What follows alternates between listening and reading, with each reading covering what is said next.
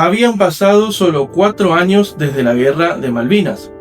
La derrota seguía abierta en la memoria argentina. Cientos de soldados habían muerto, la dictadura había caído y el país intentaba reconstruirse, no solo de la derrota en Malvinas, sino también de una profunda crisis económica, social y emocional. Entonces ocurrió algo inesperado.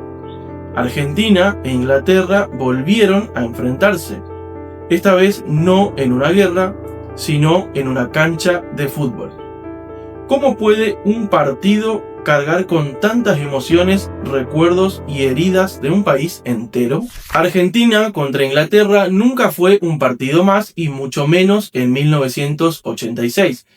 Para muchas personas, ese encuentro significó una mezcla de dolor, orgullo, memoria, identidad nacional, tristeza, porque, como sabemos, el fútbol funciona también como un espacio de identidad colectiva. Un lugar donde millones de personas sienten que forman parte de la misma historia, de los mismos símbolos y, en este caso, de las mismas heridas. Entonces, ¿por qué millones de personas pueden sentir como propia la derrota o la victoria de 11 jugadores de una selección? No fue porque los jugadores ingleses fueran responsables de la guerra, sino porque el partido terminó funcionando como una especie de revancha simbólica, una forma emocional de afrontar una derrota que todavía dolía y que aún hoy sigue estando presente en la memoria colectiva de los argentinos. La tensión se sentía en todos lados, en las tribunas, en los medios, en los jugadores y también en millones de personas frente al televisor.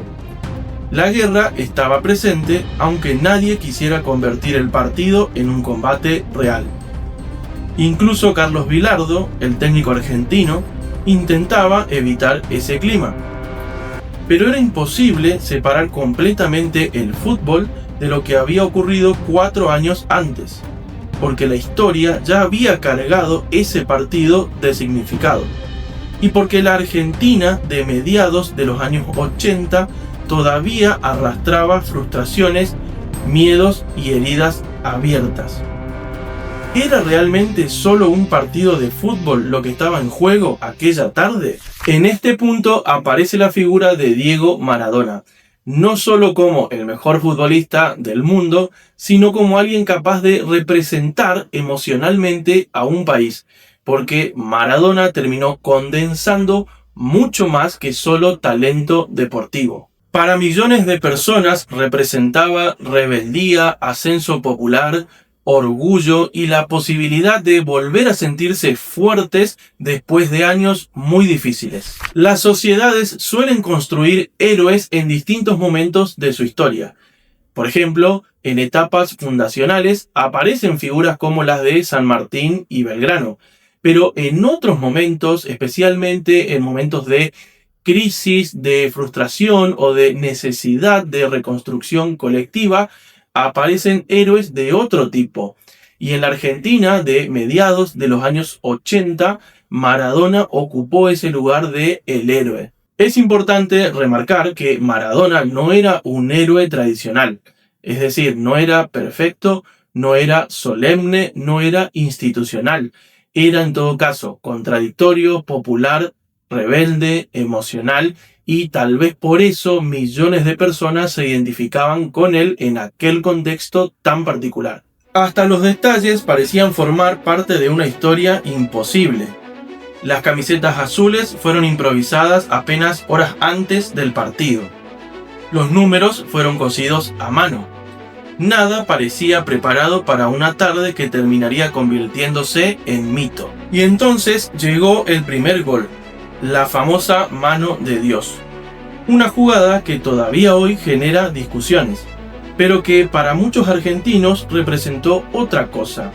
La picardía, la revancha simbólica del débil frente al poderoso, la viveza criolla llevada al escenario más grande del mundo.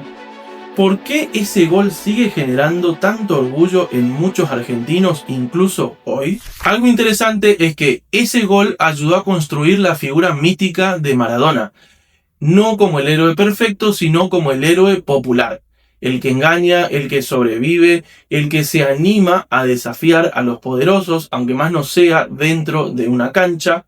Y entonces vale la pregunta, ¿qué tipo de héroe estaban haciendo ahí? Pero apenas unos minutos después llegó algo todavía más grande. Maradona tomó la pelota en mitad de cancha, eludió ingleses, avanzó y marcó el que para muchos sigue siendo el mejor gol de la historia. Ese gol transformó definitivamente un partido de fútbol en un acontecimiento histórico, porque en esa corrida había mucho más que deporte. Había orgullo nacional, descarga emocional, alegría colectiva y la sensación, aunque fuera por un instante, de que una vieja herida podía sanar, al menos simbólicamente.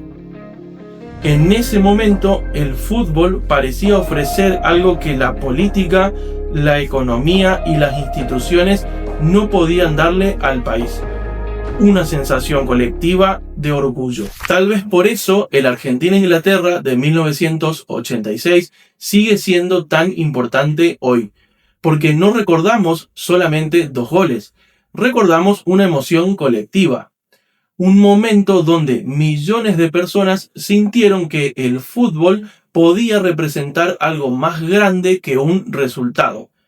Y también lo recordamos porque fue un momento donde nació uno de los mitos populares más grandes de la Argentina contemporánea: Diego Armando Maradona. Quizás por eso ese partido nunca terminó realmente. Sigue vivo en relatos, memorias, videos, canciones y generaciones enteras que todavía lo recuerdan como algo más que fútbol.